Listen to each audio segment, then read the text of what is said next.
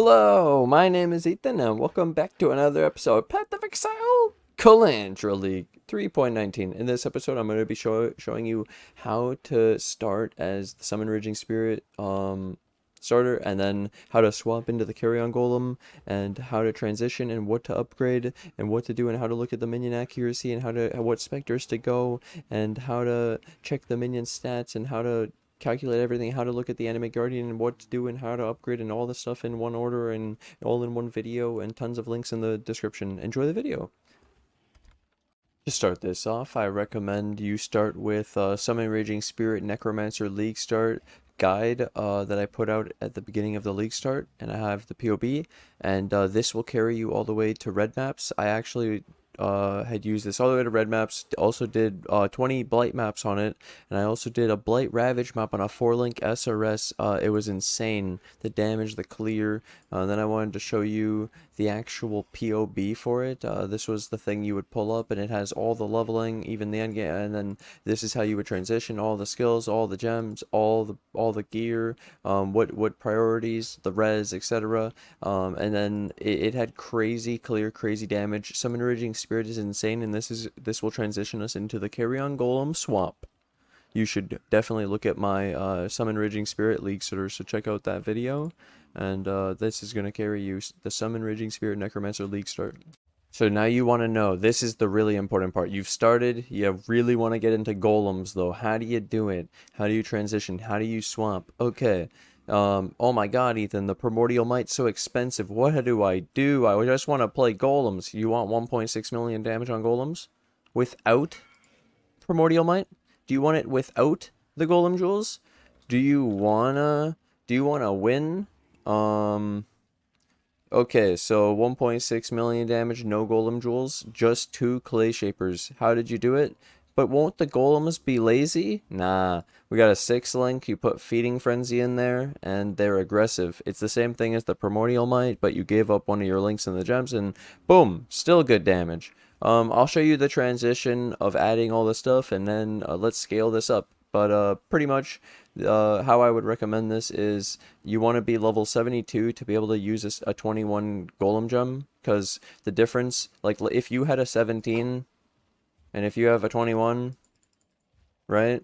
And then there's some important stuff here. Some things to look for. In PoB, go to your calculations, socket group, minion stats, 100% accuracy. It's because over 3,000 is good. You probably want like 5,000, 7,000 at the maximum.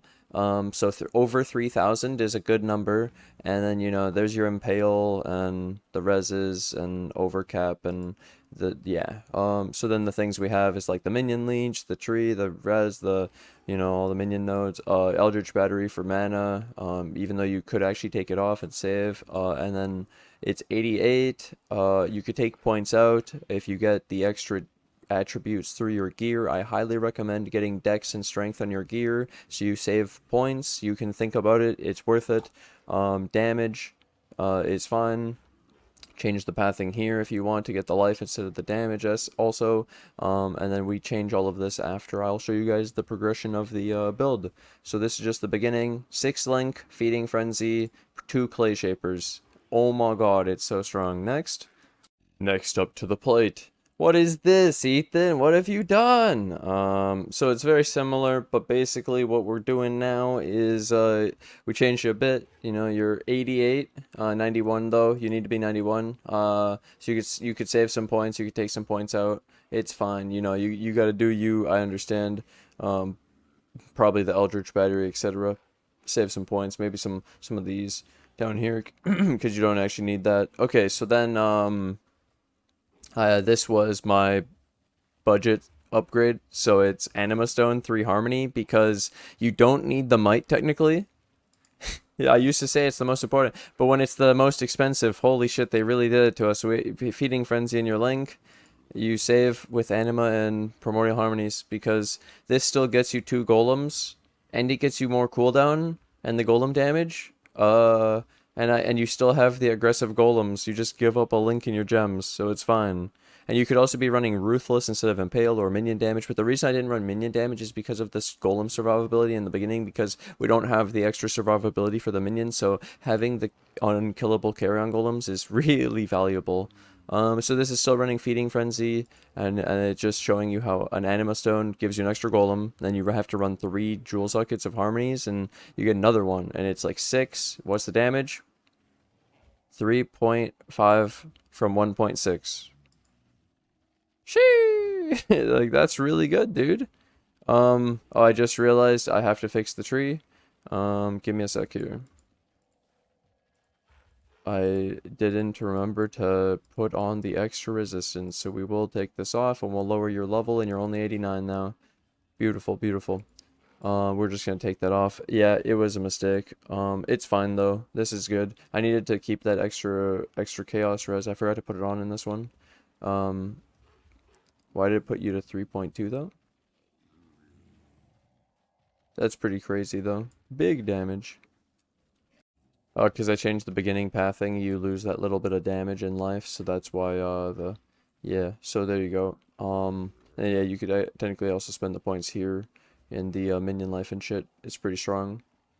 You could also get some more levels, and 5 ways are really cheap, dude. Highly recommend it. It's actually insane. And yeah, you don't need Eldritch Battery with this much mana, but just in case for the people knowing that they can take this and not, it's really good, because you don't have that much energy shield, and it's really useful for the mana if they don't have enough mana, because people always have reservation problems. So easy double damage though with just adding the golem jewels, and you would think it's only 50% more, but it's also the extra damage, and the cooldown is even crazier. Like, this is even more than it says, because the cooldown on the leap slam, 2 seconds from, and this is like really low rolled harmonies of golem skill cooldown. So the summoned golem 34% can go to 45. I got it only 34, and it goes 30 to 45, and the golem skill doesn't matter. It's summoned golems. Okay, that's the one you care about. And you can see the leap slam has a 4-second cooldown, and we got it down to 2, half the cooldown, and there's 6 of them. Holy shit. When you swap out one of the harmonies for Primordial Might after, you lose the cooldown, but then you don't have to run Feeding Frenzy, and then you can run Ruthless in the link, but make sure you still have Feeding Frenzy somewhere else in the build, because it gives a global buff to you to give to your minions to get 10% more damage and attack speed and shit and move speed. So definitely do that, and you get to 4.1, so you gain 500k. And that's really sick, and that's Ruthless, and it stuns, and it's really nice. And we didn't run minion damage because of the Carrion Golem's life survivability. Like I said, I still don't want to give it up. And then yeah, 4.1 on your starter with just the jewels and the Clayshapers. Wow, nice. POBs in the description. All right, now we have to build the hype of this one. We're starting zoomed in. This is 89 with changes, massive changes. Okay, look at the carry-on life. We still 4.3. Okay, but look why is this empty? What's going on here? The tree's completely changed. It's the end game tree at the beginning. Okay. So clusters, lots of changes. This is my recommendation for the progression after you get out the golem jewels.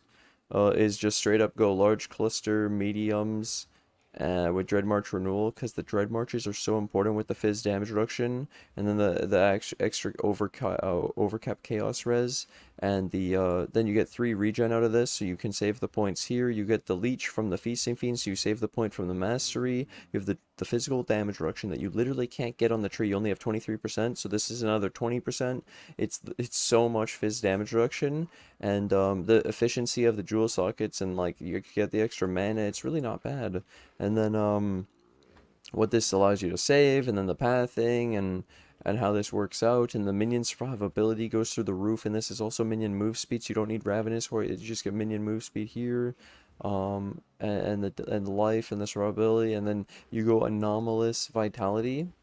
And then with this setup, I'd already feel good enough to put Animate Guardian in the build. This is where I transition. Like, all you needed was Clayshaper Star 6 link, so cheap, into just anima harmonies, and then you could get the might, and it's already pumping, and then this has already gotten you to minion survivability, and then you can scale it into the Animate Guardian budget setup. The only difference, my Animate Guardian, I didn't run the clusters, and then he was actually very risky, where he survives way more with this. It's amazing. So now I'll lead you into that. Oh, let me show you this trade. So this is a 8 passive minion large cluster feasting fiends renewal every time, and then you do a count of 1 for primordial bond rotting claws, and these end up in the back of the node, or call to the slaughter. I forgot about that one. Boom. So there's 34 results, and then when you import these, you can see call to slaughter and the other ones. When you actually import these, they put the bad node in the back and you don't take it, and then they're cheap. They're really cheap, and there's so many of them, and they're really easy to craft because you're only going for these two and these shit nodes. And if you craft life, it's all 3 of these nodes, the notables, with like primordial bond, life, pristine fossils, and the POB when you import it.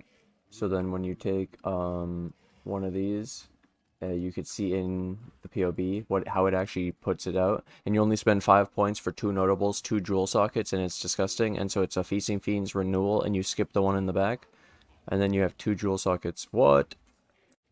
I have a day 2 Animate Guardian guide, and the only issue I have with it is I did this pathing like I show, and I didn't I didn't have the clusters and the dread marches and the extra minion survivability, so he's kind of risky, and I would have loved to have the extra there. So Carrion, we could even show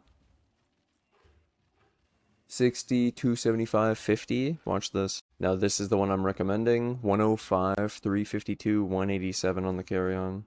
And that's just from the clusters and the tree difference and the change. Oh my god. Massive.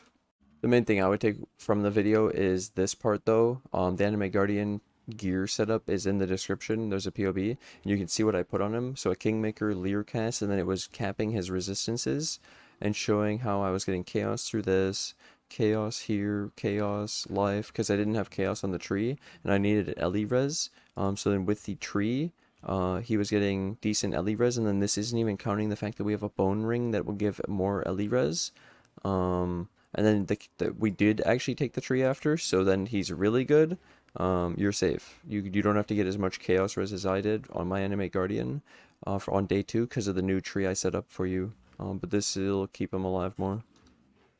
And yeah, basically the big bonuses, extra curse, 50% increased damage for the minions, which is insane, and Kingmaker, 50 crit multi, and then the vulnerability automated glove. Whenever he hits, he curses vulnerability, so you don't have to.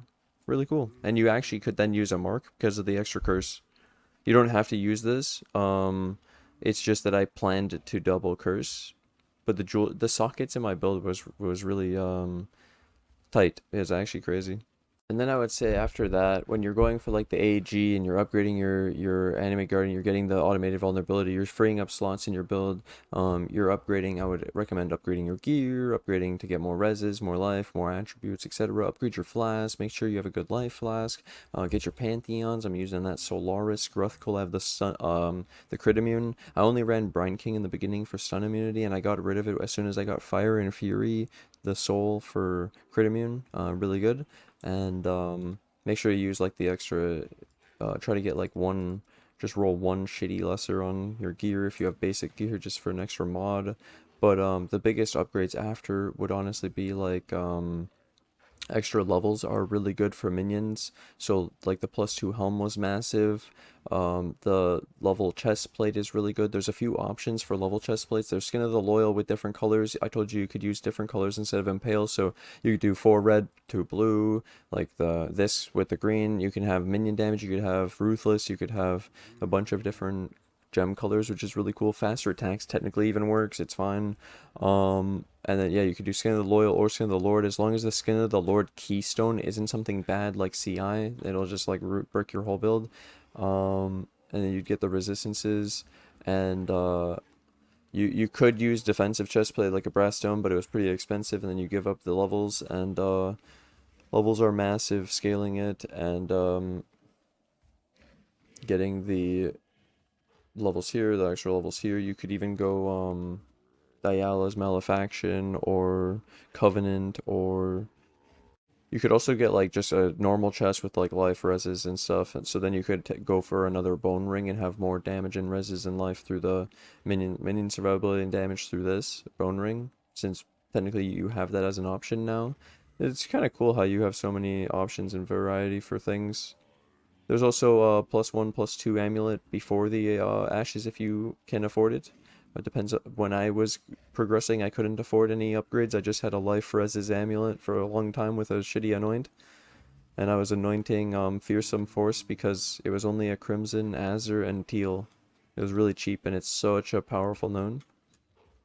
So I would say after the +2 levels, after I had the extra overall minion survivability, so the extra, making sure I had the extra minion LE res, the minion life, as much life on the tree and the clusters and all those survivability that I could, where my Animate Guardian was like over 70,000 life. It's 70,000 to 85,000. I've upgraded him to the Explosion Animate Guardian, where you put an Explode chestplate on him, and he needs to share the kill. He has a 25% chance to explode on kill, but he has to share the kill, so you give him Gravebind Glove. I have another one with LE weakness, but I corrupted one with vulnerability, and so he automatically curses and then also steals the kills, so he gets to explode. And then I've been scaling this up, and this is really crazy, but obviously you have to keep him alive and it's harder, so make sure he's living. Try out the budget version with just the Kingmaker and the automated curse. Don't go all explode crazy yet, but if you want to after, that's where I scale it. I have a video for that, and then I would recommend like just then this is where you would be actually farming up big items, saving up. You could be pushing red tier maps easily, even fighting some of the endgame bosses on that 4 million DPS version. It's really crazy, and just as long as you have the automatic curse, and even especially if you do the with the +1 curse boot, and if you use Assassin's Mark, you can use Assassin's Mark with the vulnerability from the Animate Guardian with the +1, and this will be a huge damage boost in your build. So what I would basically swap out the vulnerability for the Animate Guardian, and then you could link him to minion life like I have in my current version still. So he has extra life. It's really good. Oh, a question I've been getting a lot is what specters am I using? So with all the changes and everything, law has changed. Basically, I still think carnage chieftains are pretty good. Um, they're competitive with the rest. They're all really similar, and it kind of depends on the situation, but they hit across most of them pretty well as long as you have a permanent minion that can actually stack the charges. So that's the biggest thing. And they would do 12% more at 3 charges and 12% attack and cast speed, which is really good. And so frenzy charges are still good. Carnage chieftain is still good. I use 1 carnage chieftain right now from Ashen Fields Act 7. Okay, then 1 host chieftain is 120 increased crit strike chance with the 3 power charges, which is still good. And then you see this point on the tree, 25, and it's like our old mastery was 100, so 120 is still pretty good, even though it used to be 600. Like obviously you could think of what it was, but think about what it is, and it's still good. So I use 1 host chieftain from Act 7 Ashen Fields, and then 1 arena master, because well, if they can stack up the charges, which they don't usually keep them up. But Arena Master is the like 33% uptime for 20% attack and cast speed, move speed, and damage. So the move speed's nice, and I've been using it because I've been mapping, and I already have too much damage, so I don't need the charges for the consistent damage, and I can go for the extra movement speed. And this is actually a bonus, a benefit. So I've been doing that, and then I've actually been noticing it. It's nice, and it saves its war cry thing until it sees an enemy now, instead of randomly doing it in your hideout and annoying you, so it doesn't go bonk bonk bonk in your hideout anymore. So Arena Master's pretty cool, and he's actually has uptime for bosses then, because he saves it for when the boss is actually targetable instead of just wasting it. So that's actually a huge improvement, right? And then you can actually use more than one of them too, because it's when they see an enemy rather than just all being synced up at the exact same time. Whoa, that's crazy. Yeah, those are my specters right now. And Arena Master comes from Drox Citadel, this map. And then you go find it in the area as one of the influence monsters. So you may say, but Ethan, what's next after all this? And it's like, well, the next progression is obvious. Then you'd farm up with that. You're at red mass. You're shitting on things. You're killing boss. You got damage. You want more damage. You want more survivability. You continue upgrading the build. You get real big items. Replica Headhunter was pretty good for. I'll talk about this. I got this. It was 9 divine orbs. That's the main reason I bought it. It was cheap, and I wanted to try it. And it felt like the best time because I had a Belta the Deceiver, and I could upgrade to this for 9 Divine Orbs. It was pretty sick, so I did it. And then it turns out when you steal all the buffs of the magics, you get a bunch of defenses, and it was really nice survivability, and I already had damage, so that was really nice. And then I ended up scaling into the Explode Animate Guardian now, and it feels amazing. This I could highly recommend, but at like 25 divine orbs, 30 divine orbs instead of the 9, it's obviously a lot worse, but it's still good. The defenses you get from this is inconsistent, but when you do get them, it's like, holy shit, I'm not dying because of this. Wow. And then the +2 helm was really big upgrade. And the chest plate, Skin of the Loyal with the +2, huge. A +3 is huge, but a +1 is already pretty good. The global defenses is good because it's increased armor and evasion, and I have an evasion flask, and I have increased evasion, and I I had the freeze immune flask, and I had the shock immune flask. Now I have cannot be frozen boots, so you could also do that for survivability as well. But I'm gonna be staying on Clayshapers for a while. They're really strong and they're really good. I don't need to replace them. Not even thinking about. I got ashes. I got this big thing. I'm farming up for a mage blood right now, and pretty much you'd be just making the upgrades that I actually made. And the main things I was making sure is that you have the survivability, you got the clusters, you got the animate guardian progression. You're getting into the build, and you're already pumping big damage to already be at the end game.